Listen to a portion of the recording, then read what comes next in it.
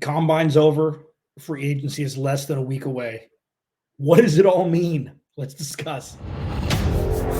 You are Locked On Cardinals, your daily Arizona Cardinals podcast. Part of the Locked On Podcast Network, your team every day.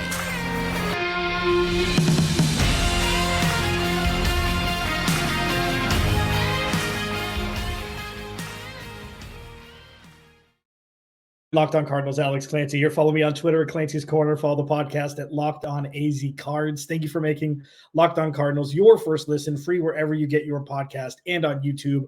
Part of the Locked On Podcast Network, your team every day. This episode of Locked On Cardinals is brought to you by FanDuel. Make every moment more. Right now, new customers get $150 in bonus bets with any winning $5 bet. That's $150 if your bet wins. Visit FanDuel.com/lockedon to get started. So much to discuss today.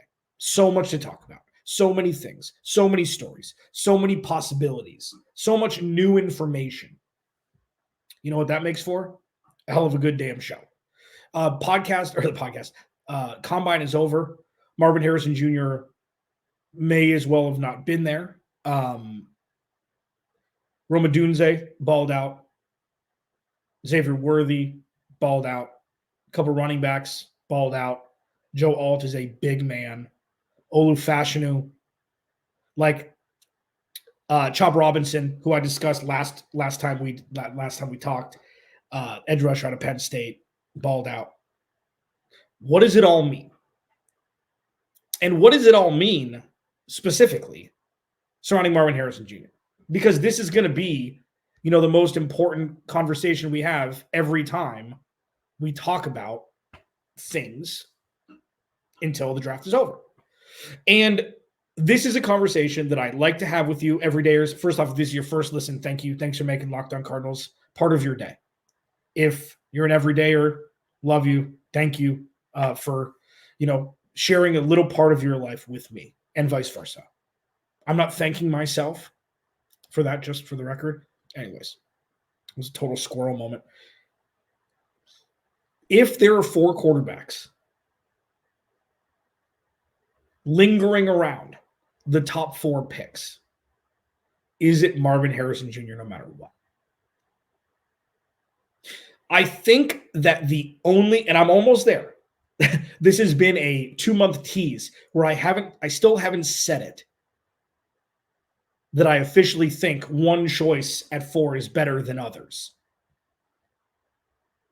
I'm getting closer. Every day I'm getting closer. But if there are 4 quarterbacks lingering around, and say for some weird reason, and weird things happen in the draft all the time, say J.J. McCarthy skyrockets up, and he's been moving up draft boards. I had this, 2 weeks ago. He's moving up draft boards. He's now outside the top 10, right where Denver is, right where the Raiders are. If there was a quarterback to be taken at 4, and a team offers the Cardinals 2 first-round picks and a second this year and a third next year, is it Marvin Harrison Jr. bust then also? That's the only conversation I still think that needs to be had. If the Cardinals want Marvin Harrison Jr. and they say, you know what, a first-round pick next year does them no good because they're starting to build this year and they're going to have good draft capital, they've got their full slate next year, is that enough with the mountain of salary cap room that they'll have next year? If that's enough, and Marvin Harrison Jr. is your transcendent talent, and you're going to draft him, and he's going to wear hopefully BJ Ojulari will give him number 18, and you'll call it a day. That's one thing. Number 18 means something very, very important to BJ Ojulari. Number 18, for those that don't know, I had Caroline Fenton of Locked On LSU on after they drafted BJ Ojulari last offseason. And she told me this because I don't know. I love football. I've watched but I didn't know that number 18 meant something to the LSU Tigers. Whoever wears number 18 is the everything guy, on the field and off the field. He's the team MVP pretty much. Not the best player, but the everything guy, the guy people go to. So number 18 is something that's important to him. So if Marvin Harrison Jr. comes, might have to buy him a Maserati, as it were, to get rid of that number 18. Anyways, if it's Marvin Harrison Jr., you're going to draft your guy, you're going to stick and pick, you're going to keep it simple, and you're going to move the hell on. Cool. And there's another thing that's moving. I just want, this is now part of the conversation. There's new information that is being strewn about. This is rumor season, okay? We're less than a week away from free agency. The legal tampering stage was on Monday. I've heard a couple things. I heard Colin Cowherd say it. I think I heard somebody else say it. Kirk Cousins to Washington for the second overall pick. And before people freak out, oh no, why would you give up the chance to draft Jaden Daniels or Drake May instead of Kirk Cousins? Because you know who Kirk Cousins is. You have no idea who any of these quarterbacks are, except for probably Caleb Williams. If you want to be relevant right away, it's obvious that they should give up number 2 if they want Kirk Cousins back. So if that's the case, that means there's 2 other quarterbacks at 3 and 4, which makes it a little bit more difficult because that player is going to be somebody that's touted, whether it be Jaden Daniels or Drake May. And the Cardinals could get offered 2 firsts and 2 seconds to move back to 8, to move back to 12. And that's a conversation that needs to be had at that time. But barring that, Monty Osborne, Jonathan Gannon, Kyle Murray are like, yep, get him. Cool. That win against Philly would be no harm, no foul. Because if they would have lost that game, I think they would have had the 3rd pick, not the 2nd pick. But no harm, no foul. So if Marvin Harrison Jr. is your guy, and he's your guy, it doesn't matter what people offer you. You stay with your guy and you draft them, and you've got a bevy of picks. If you want to move up from 27 to draft another offensive lineman and give away future draft capital, do it and maximize this draft, do it. But that's going to be the question that is going to be lingering over everybody until the end of April, when the first round of the 2024 NFL draft happens. And it doesn't this is something that's becoming more clear, at least to me. And I'm sorry if, this was clear to you before. I've got a lot going on between my ears in my brain. I don't think it matters what happens during free agency regarding the number 4 overall pick specifically. They're not going to go out and sign wide receivers this offseason to bolster the wide receiver room. They're not going to go out and get a top wide receiver. What they do with Hollywood Brown, that'll be fascinating. I mean, if he's a guy that wants to come back for 1 year, 10 mil, 2 year, 16 mil or something like that, that's chump change, especially with what was supposed to happen. He was supposed to be wide receiver 1 when Steve Keim, remember, traded for a first-round pick for him instead of drafting Tyler Linderbaum. Traded a first-round pick for him, and he was supposed to want that big deal because he was supposed to produce, and he did for the first 6 weeks of being a Cardinal, and then he's kind of sputtered since with Kyler Murray's injuries or otherwise. You bring him in as a wide receiver 2, wide receiver 3 maybe, then you're cooking with gas. You just don't want him to be a wide receiver 1. But barring that, and irrespective of that really, what they do this offseason has no direct correlative to what they do at 4. Because it seems to be Marvin Harrison Jr., and that's it. So go out and spend money elsewhere. Draft your wide receiver 1. He's a guy like Justin Jefferson, like Jordan Addison. We saw at times like Jamar Chase, who should stick in and be ready to roll right away if you draft him at 4. Plus, you've got Trey McBride. Plus, you've got James Conner. Plus, you've got Michael Wilson in his second year. And if you bring Hollywood Brown back, the Cardinals are in a very good position, believe it or not. They're in a very good position where if they do draft him number 4, he's not going to be the only focal point of the offense, where it's like, oh no, they need talent on offense. Go get Marvin Harrison Jr. And then hopefully he can deal with bracketed coverage all year because he's going to be the only offensive player that opposing teams, will scheme against. That's not the case. Trey McBride's wide receiver 1. James Conner is still the first option. So as you can hear me talking about Marvin Harrison Jr., you're starting to hear me talk myself into just being like, whatever. It's going to be great. Fan of football me, of course Marvin Harrison Jr. would be the right choice. They don't have a left tackle. What's more important? Best player available. It's the Adrian Peterson, Levi Brown thing. No, it's not. No, it's not. That's history of Cardinals fans being burned and burned and burned.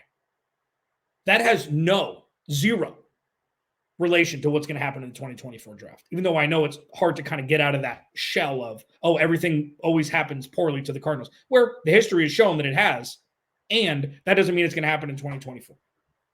With all that being said, is it Marvin Harrison Jr. or bust at 4? barring any sort of Trey Lance package to move up, and with Kirk Cousins, like if that actually happens, if Washington trades back with a team to give up for Kirk Cousins at 2, then you're going to have a situation where the Cardinals are going to be like, well, what do we do here? Marvin Harrison Jr., 2 first-round picks. What's more important? 2 first-round picks plus for a team to go up and get the quarterback. I don't know. But barring that, I think it just should be Marvin Harrison Jr. bust. And the best part about it is there's no direct correlation between what they do this offseason and what they do it for, if that's the case, which is very, very freeing. And it's a box you can just check off. Alex Clancy, Locked On Cardinals. What are the overall post-combine thoughts? What positions should they be targeting throughout the draft, through free agency? I'll discuss it next. Locked On Cardinals, your team every day. This episode of Locked On Cardinals is brought to you by FanDuel. Make every moment more at FanDuel. Listen, new customers get $150 in bonus bets with any winning $5 bet. That's $150 if your bet wins. You get buckets at FanDuel, America's #1 sportsbook. The NBA regular season is going down to the absolute wire, and it's going to be fascinating to see what happens. And with that, you can bet futures. Who do you think is going to win? You think the Celtics have what it takes as the odds-on favorite? You think the Nuggets are going to come back? You think the Lakers could be a long shot? The Suns? FanDuel's got you covered for all of it. And remember, new customers get $150 in bonus bets with any winning $5 bet. Go to FanDuel.com/lockedon and shoot your shot. FanDuel, official partner of the NBA. Alex Clancy, Locked On Cardinals. Thanks for making Locked On Cardinals your first listen. Free wherever you get your podcast and on YouTube. Part of the Locked On Podcast Network. Go to the YouTube channel, search Locked On Arizona Cardinals. Hit that subscribe button. I'm still locked out of my personal Twitter account at Clancy's Corner. You can follow me at Locked On AZ Cards. There's just so much up in the air still, and things are also kind of starting to mold into form. Less than a week away, some big names coming out. They're not going to be retained by their current employer. The Cardinals have a lot of cheese to spend. Overall, have my thoughts changed about how they approach this offseason? The real correlation between free agency and where they allocate funds and the draft is in those middle 2 picks, 27, 35, 36. Those are them. Because you're going to get impact makers. This is one of the deepest drafts we've had in recent memory. You're going to get absolute difference makers with their first round pick and their second round pick. Not even mentioning their 3/3. So what Monty Oswald and Jonathan Gannon need to figure out is, where are the most important positions to have veteran talent and leadership? Is it on the defensive line? Is it on the offensive line? Is it in the cornerback room? Those are the 3 targets. I mean, listen, they need everything. They need another off-ball linebacker. I don't know what they're going to do with Zaven Collins next season. I don't know if they're going to, if they're not going to pick up his option. I have no idea. I don't know if they're going to keep him outside and he's going to blow up next year with his second year playing outside in the NFL, even though he played a lot of that predominantly in college at Tulsa. But my thoughts are, you build the lines through free agency. At this point, that's with them taking Marvin Harrison Jr. at 4. And you double up in the draft. Not necessarily with 27 in their first and their second round pick. That's not to say you sign a left tackle and then draft a left tackle at 27. No. It's going to be for later in the draft where you really start to, mine for hidden talent in the middle, late rounds. So through free agency, you're looking at defensive tackle, defensive end, probably a pass rusher, and probably a corner. I don't know, The one thing that I'm flummoxed with still, post-combine, very deep offensive lineman draft, whether it be interior, even centers or tackles. If you're not moving Paris Johnson Jr. to his natural and traditional position of left tackle, what's the plan? This free agency class for offensive linemen, namely tackles, isn't very deep. So what's the plan?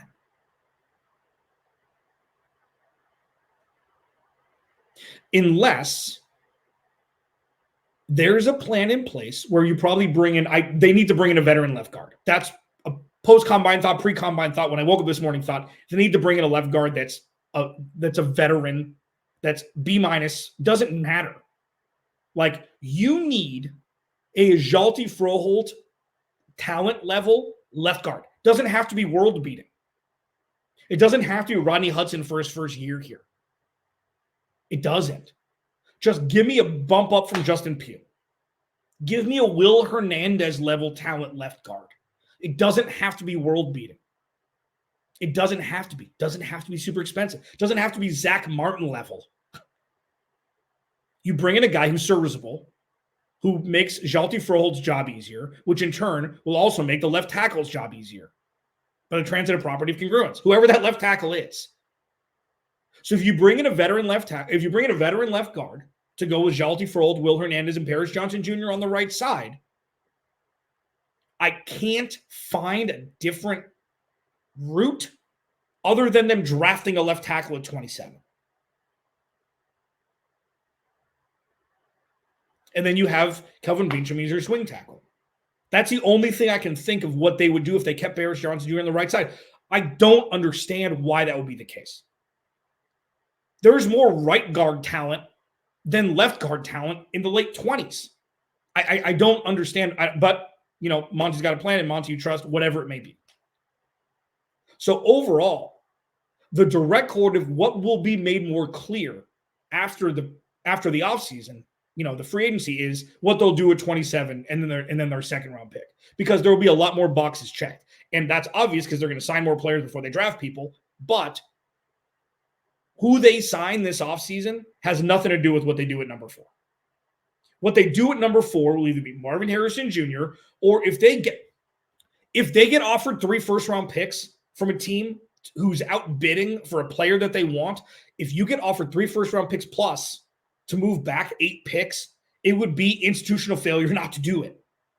It would be a deal that would be impossible to pass up. Other than that, it's Marvin Harrison Jr. Because tell you what, Marvin Harrison Jr. is going 5 to the Chargers if he's not going 4. So overall, there is some correlation, obviously, between what they do this offseason, which should be bringing in talent on both sides of the line and in the cornerback room. And you can bring, like, pass rushers. You don't have to break the bank for pass rushers. You just need complementary pieces.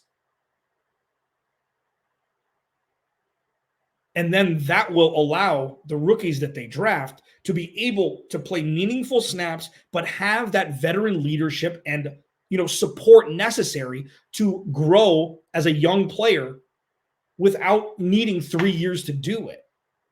Last season was a gift for the young guys. No pressure. Meaningful snaps, no pressure.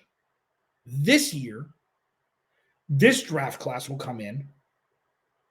They'll have more support than the rookies last year did, but they'll also have more pressure to produce when they're out there, because there are going to be actual expectations for this team this year that aren't just marred in, abstract and future pacing, all the words that I've used over the last 18 months, 12 months.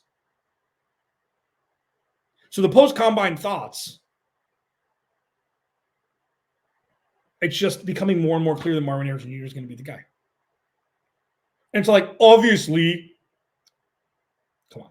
Last week, people were saying New England was going to draft him. Okay. Things change. It will be equally as important with how Monty Osborne allocates their offseason funds under that cap space, that $50 million, to be able to position what's set to be another great rookie class that the Cardinals will draft for the most success possible, because there's so much weight held in veteran performance for teams that want to win more games right away. Like, you can't just be like, oh yeah, bring in a bunch of rookies. It's just going to work. They're going to be good for 7 years. You need that balance. You need that balance. The Cardinals have some. They don't have nearly enough. And that's what they're going to have to focus on this offseason, the right spots to bring veterans in. And then you'll double up in the 4th and 5th round for guys. And that's how you build a team. That's how young players learn and grow. And that's how you position an NFL team for sustained success, not just a one-year Hail Mary to make the playoffs. Locked On Cardinals, your team every day. What are the named free agents? They're going to be out there. Should the Cardinals take a look? Should they not? I'll discuss it next. Locked On Cardinals, your team every day. This episode of Locked On Cardinals is brought to you by BetterHelp. If you're thinking of starting therapy, BetterHelp is where you should be looking. A lot of us spend our lives wishing we had more time. The question is, time for what? If time was unlimited, how would you use it? The best way to squeeze that special thing into your schedule is to know what's important to you and make it a priority. And therapy can help you. They can help you find what matters to you so you can do more of it. If you're thinking of starting therapy, give BetterHelp a try. It's entirely online, designed to be convenient, flexible, and suited to your schedule. Just fill out a brief questionnaire to get matched with a licensed therapist and switch therapists anytime for no additional charge. Learn to make time for what makes you happy with BetterHelp. Visit BetterHelp.com/lockedon today to get 10% off your first month. That's BetterHelp, HELP.com/lockedon. All right, final segment. Alex Clancy here. Follow me on Twitter, Clancy's Corner, even though I can't access my Twitter right now. Please go to the YouTube channel, search Locked On Arizona Cardinals. Hit that subscribe button, baby. Yeah, thanks for hanging out. If you want to go leave a review, you're welcome to. Apple Podcasts, Google Play. I went back because I wanted to see the fans of which teams were the ones that were giving me all the 1 stars. I got a couple from the Rams, a bunch from the Ravens. So if you want to go leave me a 5-star review, if you enjoy the podcast, it takes a second. I really appreciate it. 2 big free agent names that are, well, actually, let's mention 3. Okay. So today, Brian Burns was put on the non-exclusive franchise tag. I think that's out. Cardinals, if this were next year, next year, the Cardinals are going to be players. They'll be players. They're going to have more money than they know what to do with next offseason. So I think that this is going to be kind of like, ooh, that'd be nice, but not yet kind of scenario. I think Brian Burns falls into that category. The Cardinals would have to trade for him, and he'd be worth, $23 million a year, $22 million a year, $23 million a year. Darius Williams, corner, was cut by or released by the Jaguars. I still think he's going to be worth too much money. L'Jarius Sneed yesterday was put on the non-exclusive franchise tag. There are rumblings that they would only require a 2nd-round pick to get him. That's one where it's was a top 5 corner in football last year, is going to garner a lot of money. So do you get him this year? You have your 2nd-round pick. Maybe you're going to draft a corner in the 2nd round anyways. He's a plug-and-play CB1. The Cardinals haven't had a bona fide cornerback 1 since 2016. 2017, maybe, with Patrick Peterson. That's 5 years. They haven't had a true CB1. So that one, tickled the fancy a little bit. The one, the player that I was looking at that I discussed a little bit was Christian Wilkins, defensive tackle, absolute mauler out of Clemson, I think. For the Dolphins, they're not bringing him back. He's going to garner $24-25 million here. And let's just take a little beat here for a second. That's not that, that's the going rate. Okay. You're no, too much. How much would not be too much? A number that starts with a 1, 19 million. Oh, too much. People always say too much. It's the salary cap's a lie.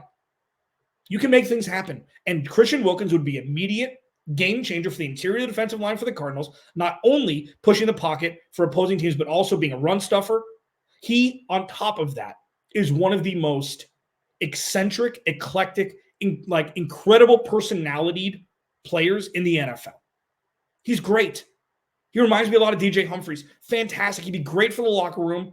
People love him. It's that part is like, that's the enticing, like tipping the scale towards, yeah, man, you just got to pay him. But again, and I'm going to actually ask Marcus Mosher from, he's a host of Locked On Cowboys, but he also works for Pro Football Focus and 33team.com. I'm going to ask about Christian Wilkins and a couple others tomorrow. He's going to join me for the entire show. If it's too soon for the Cardinals to, just be like Brian Burns. But Christian Wilkins is a guy where it's like, all he does is produce. Set and forget. Because remember, when you pay these players, it's not like you're just giving them money and they're not on the team. Like, that's one thing that I don't understand with trades. Like, no, you're giving up way too much, but you're getting the star player. It's not like you're just giving your draft picks away, not getting anything in return. So Christian Wilkins is the one that entices me the most out of all of the free agents that are set to be free agents that are kind of in limbo with their current teams. But I don't know if the Cardinals would be better fit just signing 6 or 7 B- level players and just filling this roster with veteran talent on prove-it deals and then letting the younger players flourish.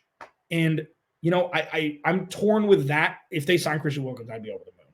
Let's just be honest. I'd be absolutely over the moon. I just don't know if it's too soon to position themselves for that, and if that's what next offseason is for. I just don't know at this point. Alex Clancy, Locked On Cardinals. Without you, there is no me. Remember that. I'll talk to you tomorrow.